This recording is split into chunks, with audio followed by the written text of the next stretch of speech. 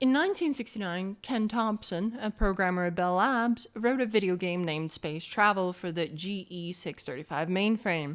By all accounts, it was pretty good. You flew a spaceship around the solar system, pretty novel for the time, but there was a problem with it. Each game cost roughly $75. And I don't mean a copy of the game or something. I mean it cost $75 to play a game of space travel. Back then, computers were large and expensive. They would be rented. And the rent wasn't monthly, it was often hourly based on the amount of time you spent on the computer. So the game cost $75 worth of billable CPU time. In today's dollars, that's almost $700. The cost of using a computer has been a problem since the dawn of computing. You only use the computer if you really had to, and back then that was almost entirely for some very serious math, the kind that a human couldn't feasibly do. So there was a lot of pressure to optimize programs because time is literally money. And beyond that, to streamline and optimize the use of computers in general. The whole process of loading your program into a computer just took forever, with programmers queuing up with their punch cards in hand, one after another. It was wasted downtime, and it still all occupied the computer as you were setting up and trying to get everything working. Hardware wasn't the only thing getting faster and faster. There was software to make the whole process a bit smoother, thanks to inventions like assemblers, linkers, and eventually compilers and cross-compilers, tools that all computers used to translate human-readable language input into machine code input. Thanks to them, writing code got easier. Bootstrapping programs help prepare a system to run your programs and could be reused. File storage got easier too with magnetic storage and file systems that could help manage some of the computer to help alleviate the workload on the programmer. Bootstrapping programs eventually evolved into operating systems. With operating systems, not only did they handle the minutiae of computation and let programmers focus on the actual program rather than management of the computer itself, but it allowed multiple jobs to run, sequentially or even by sharing the CPU between multiple users. A lot of progress had been made on solving the problem of usability too. With computer terminals, combinations of printers, displays, and keyboards that could hook up to a computer. Beyond improving usability, it paved the way for them to be usable by a much wider audience. Now programs could be written for the general public, and ostensibly someone who is not a programmer did not have to write their own programs anymore. They could now be simply a user of other people's programs that were becoming more and more portable, that being they would be easily transferred or easier to transfer between various systems. This, alongside performance improvements and computers getting cheaper, made it possible to use them for a wider scope of use cases beyond pure number crunching. Multi-user was the next big deal. If multiple users could utilize a computer at the same time through multiple terminals and share the resources between them as and when needed automatically, it could change everything. It was a difficult problem to solve well, but it was the problem to solve. In the late 60s, MIT, General Electric, and Bell Labs were involved in just such a project. The problem was that there was no operating system for the General Electric 645 mainframe that could support multiple users accessing the mainframe simultaneously.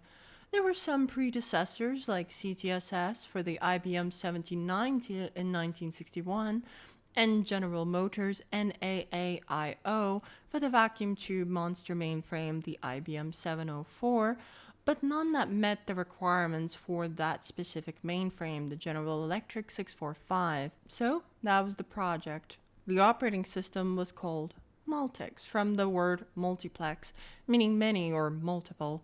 Sadly, the project got bogged down. Eventually, Bell Labs had to end their lease of the General Electric 645 mainframe, for which the system was in development, and bow out of the contract. The system was released, but it was criticized for being something of a resource hog. Back at Bell Labs, Ken Thompson was actually a user of Multics and had ideas for how it could be improved upon by simplifying some of its design and how operating systems could solve the problems that Multics could not in general. While working on his game, he became aware of how expensive it was to run. He petitioned for a smaller, less sophisticated computer system. Unfortunately, he was denied. Eventually, he learned that a different department had a mini-computer, much smaller than a mainframe, a DEC PDP-7 to be exact, and one that was apparently barely used. So he began porting his game to that platform.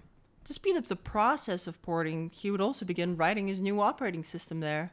Together with Dennis Ritchie and Brian Kernighan, and assistance from others like Rod Canaday, who helped with the ability to start programs from the hierarchical file system they had made, the team eventually created a new operating system called Unix for the PDP-7, from the word uniplex. Its unique approach to device management by representing devices as files on a file system, allowing users to perform operations on devices like printers or terminals by writing to a file, was revolutionary and something that exists in operating systems to this day. Moreover, the simple and elegant solution was extended to processes in memory. It made programs much easier to write and more portable. And with that came a wealth of software that opened up the world of computing for general users and many new programmers alike. When the Bell Labs patent department asked the computing department for a word processor to speed up filing patent claims for its many research projects, text processing capabilities were added to Unix. After receiving funding for more development, the system was ported to the newer and more impressive DEC PDP-11 minicomputer, and by 1971, many departments in Bell Labs chose to use Unix instead of DEC's own operating system. Not long after, Unix would become extremely widespread and continue to influence operating systems to this day. You, dear viewer, might think that a computer that lets you write and store text is not exactly remarkable, but that's kind of precisely why it is, because we take it as a given. A computer today that wouldn't have text processing capabilities would be absurd. It is a fundamental job that computers do, that software allows us to do. It's something that anyone and everyone needs to be able to do in the modern world, not just programmers or researchers, and it's something we expect a computer to be able to do out of the box with just a bundled software on its operating system. From the Ed text editor on Unix to the Notes app on your iPhone. So, what better way to celebrate the achievements of operating systems in computing than to jump into some operating systems released since then and see for ourselves? So we didn't get totally lost exploring each and every one of them because they're endlessly fascinating in their own right, I will set us a simple task. I jump in, try to accomplish the simple goal of 1.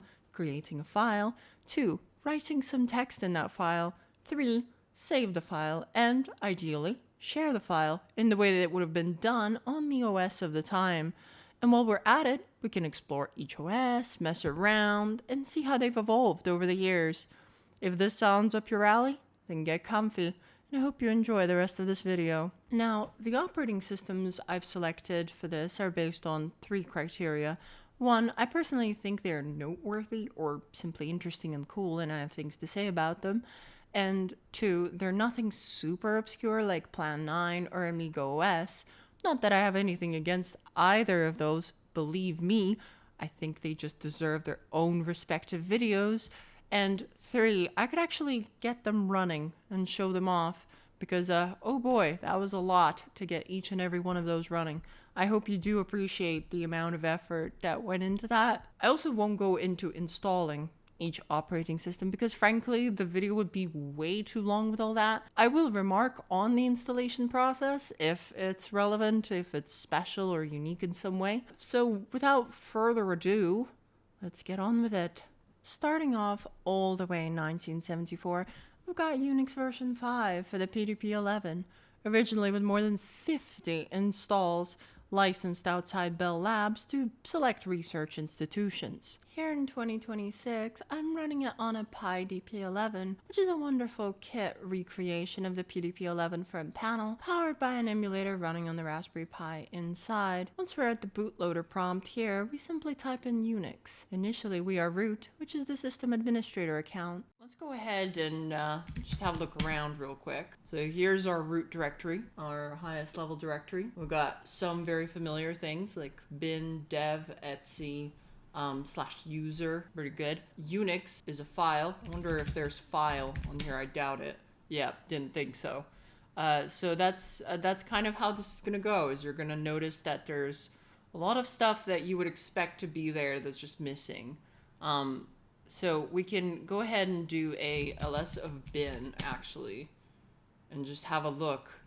And yeah, we don't actually have all that many binaries to work with. I know it's actually like a good amount. But yeah, it's actually not that many. Not as many as you would maybe expect. So let's do an ls of user. So we've got quite a few folders there. Got some games. Always love me some games. Not many, though. Not a lot of games. Not some of the most iconic ones, as far as like Unix, early Unix games go, if you could say that. But yeah, we've also got some user programs in here. See, we got find, grep, nice, password, pwd. I mean, what more do you want, right? We even got wc, so we can actually get a count of the binaries. WCL. Yep, didn't think that was gonna work. I'm not sure how well this terminal works. The reason this is interesting is these are interesting quantitative measures of how Unix evolved over time. We can make the same count on the other Unix versions later on to see how many more or less utilities we have. Another thing that's interesting about this version is that if you try to cd, you will find that you cannot. Instead, you use something called chadir, and you can chadir into bin, for instance. And with this newfangled miracle of technology known as a print working directory, we can see that we are in fact in bin. Very cool. So, oops, I did it just, you know, without thinking about it. I wonder if ls-l is here.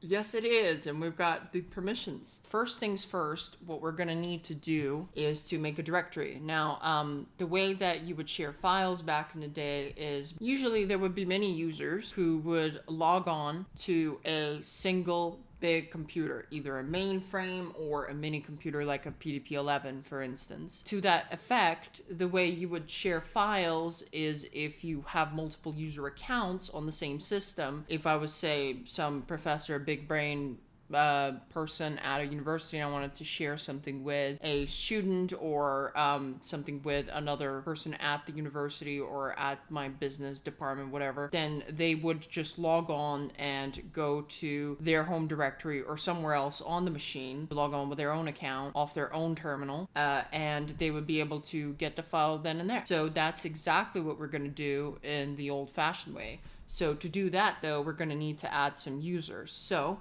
let me just clear the screen here. And if you're wondering, that's not a feature in this version of Unix. In fact, if you try to clear, there's no such thing. I would imagine that the actual physical terminals, obviously I don't have one, but actual physical terminals of the day would probably have a clean scrollback buffer type feature. And I assume some of them had some degree of scrollback where you could actually scroll up with a physical knob. I think I've seen that before. So obviously in screen, we can also do that by doing this and then just navigating up. So it's not like we're just stuck and we can't see anything that's above that. But yeah, I also figured that it would be better to film this on a screen than on some like real CRT or anything, because it would just is a bit easier to see and the font is nice and large and everything. Obviously back then it wouldn't really look like this. It wouldn't be 16:9. You wouldn't get nearly as much screen space, nearly as much information fit on screen in such a big font. You would maybe have to use a very small font that was kind of annoying and hard to read, or you would use a big font, but the downside is you wouldn't get a lot of information on the screen at the same time. And it's something worth taking into consideration when you look into the design of the software of the time, especially Ed. I wonder if that sort of influenced Ed because it's an editor where you are usually working with a small selection from a text file rather than the entire text file like some of the later programs like VI. So anyway, let's clear the scrollback buffer here. I'm gonna press enter to get our prompt back. We're gonna go ahead and have a look in Etsy emergency password where the users are stored. Let's add a root password for starters. I feel like that's probably a good idea. Password UID password. Well, that's easy, right? So we just do a password 0, and I'm just gonna give it a simple and easy password. UID not what? Well, no, it's definitely that first number, right? Well, it's a good thing that we can look up the documentation, right? Oh, there isn't any documentation. Is there help? I guess that's the help. So through some trial and error, or perhaps if I was that kind of person, I'd read the manual. You can find out that what it wants is not a UID, unless that's a UID somehow, but the name of the user. So if I do a password root 1234, there we go, nice and easy, right? Now we should be able to go ahead and log in as root with that password. So this is so we press Control D and we go root and we just type in 1234, voila, bish bash bosh. What we're gonna do is we're gonna make a new user, right? And the first thing a new user needs is a new directory. So there is no /home if you're familiar with Linux, which is how it would be done these days. Instead, user directories are just in user, which is a little messy, granted. So if we go to user and we have a look at it there,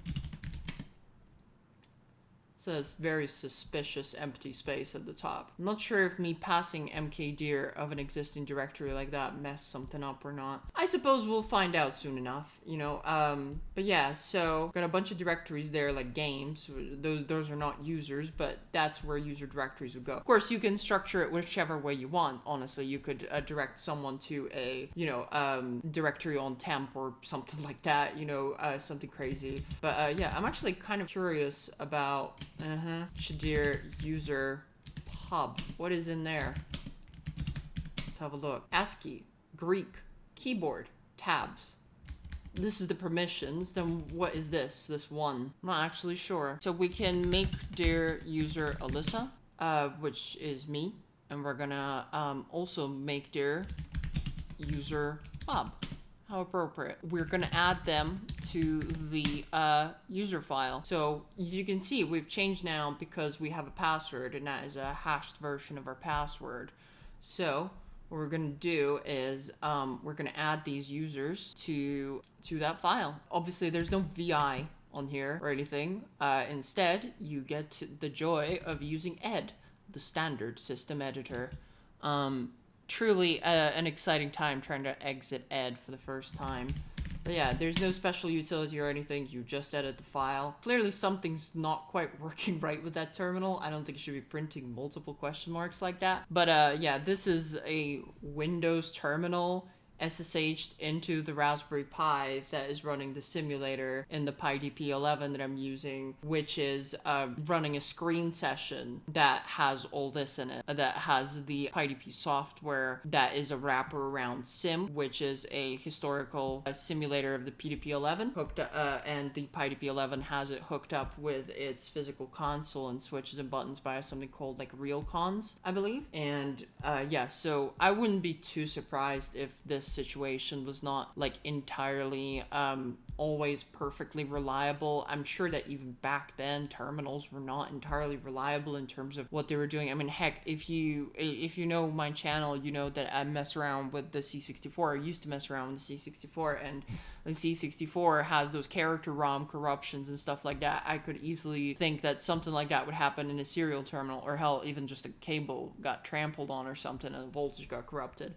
So anyway, to print the file, to select the line in the file, we press 1 and it will print that line to the screen. Now, if we want to print the entire file, we do a 1, P, which will print all the 3 lines in the file. Then we're gonna press A, which is gonna allow us to append a user to a file. Add Alyssa, and we're gonna say 10.1. That should be our UID and group ID, I think. It seems like everyone has the same group ID. Surely that's not UID because they're not different, so that would be not good. Yeah, if that's the group ID, means everybody's in the same group, so Alyssa's going to be in that group just for sake of simplicity.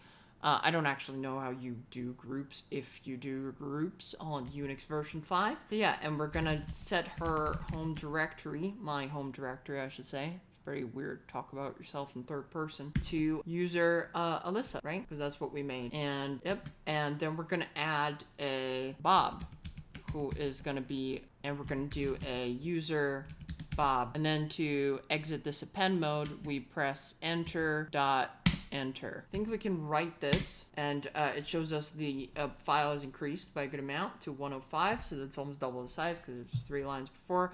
There's 5, and we can once again print the file to see what it looks like to make sure that we haven't messed anything up, and I don't think we actually have, so we can type in Q to quit, and we can just make sure that the directories are made and everything. It's all that empty space, a very suspicious empty space at the top, but that's fine. So yeah, I don't know if we need to clone them. I mean, they're all in the same group, so it shouldn't matter, but I think. But actually, LSL user, just gonna see who owns what. So I see 2 in here. 2, 7, so those can't be group IDs or UIDs. They just mean something else. I'm not sure what they mean, but they mean something. So yeah, this does have owners and everything, so I assume that was very important back then to ensure fairness in resource sharing, so people wouldn't steal cycles to run their simulation or more likely their games. So we'd do user Alyssa, right? Clone Alyssa, user Alyssa? Yeah, that should be right. And let's just check on that. Nice, yeah, so we can see that Alyssa is the user that now owns it. So we'll do the same thing for Bob. We can also set them some passwords, but they should be able to do it themselves as well. So let's go ahead and do a login as Alyssa, and yeah, there we go. So if we do a password, which in this case we have to do it like this, and I'm just gonna add 1, 2, 3, 4 A, right? And curious if Alyssa can change Bob's password. Permission denied. Nice. Cybersecurity, baby. All right, so yeah, here we are. Let's go ahead and log out. Log in as Alyssa again. We can now do that. We can now log in with our password. Now prompts us for a password. If we don't have a password set, it just lets us log in regardless. So that's pretty good. And if we go to our print working directory, we can see that this is where we are. So let's do a new file and let's send it to Bob, right? So we're gonna do a touch. What should we write? What should be the file that we write? Oh, there is no touch. I kind of didn't even know that. Let's do an ed trek debate is what we're gonna call our file, and we're gonna append to it this prose that I have come up with because Next Generation hasn't come out yet. Get it? Do you get it? That's very clever, I think. Yeah, there it is. Cool. So I wonder if we can just copy it to Bob's directory. Nice. So let's log out, and we're gonna log in as Bob. We don't have a password yet, so let's give Bob a password, and let's have a look in our directory, and there it is. So we can have a look. So obviously, if you wanted to really send messages to someone, you'd probably use something like mail, but that's not a feature that's on like every single operating system. Well, it kind of is, but the point of this is to create a text file and share it with someone in a period or somewhat period appropriate way. So that's what we're going to stick with for the premise of this video. And I think that concludes it. Unix version 6 came out in 1975. It was an incremental update to Unix. Now it became available for much broader licensing. Let's take a look. So here we are. Once again, same prompt, and we've got restricted rights, Western Electric Company, memory is very low. So once again, I think we can log in as root, and we can have a look. So now we've got more. Got another file called Unix 40. Let's do the same thing. We'll list bin. I think we've got a few more. Aha. That's new, right? Well, that's got to be 63 lines, not 63 characters. No idea why that is counting it as. Usually in Linux these days, right? You use WC, it counts characters by default, and then if you pass the L parameter, it counts lines. Not in this case, I suppose, right? Let's see. Maybe there is a man page. No, there is no man pages. Still nothing. Yeah, we can have a look at ls user again. User bin as well. We've got a fair few more, I think. We've got quiz, ls user bin, wc. Got 46. I'm not actually sure if that's more or not. Ls user games, wc, ls bin. Once again, we do not have cd, so we are using change dir. If we wanted to remove a directory, rm will not suffice. Rm only removes files. Rm dir removes directories. So it's the same process, so I'll skip over the details. We get a new user bundled in, Ken, presumably Ken as in Ken Thompson, one of the guys who created, I think the guy who originated Unix really, but yeah, he's one of the head developers of it. So let's go ahead and edit the file. We're gonna print it, just append, cool. And write and quit, and yeah. And I think we now have, no, it's the same, okay, where we have to use password with the password just specified on the terminal in plain text. We're gonna set the passwords from the get-go this time around. I guess I haven't yet made the directories for them, so we're gonna do, actually we're just gonna log out. And now we can log in as Alyssa, and it prompts us for a password right away. I wonder if there's touch. No, no touch. Is there file?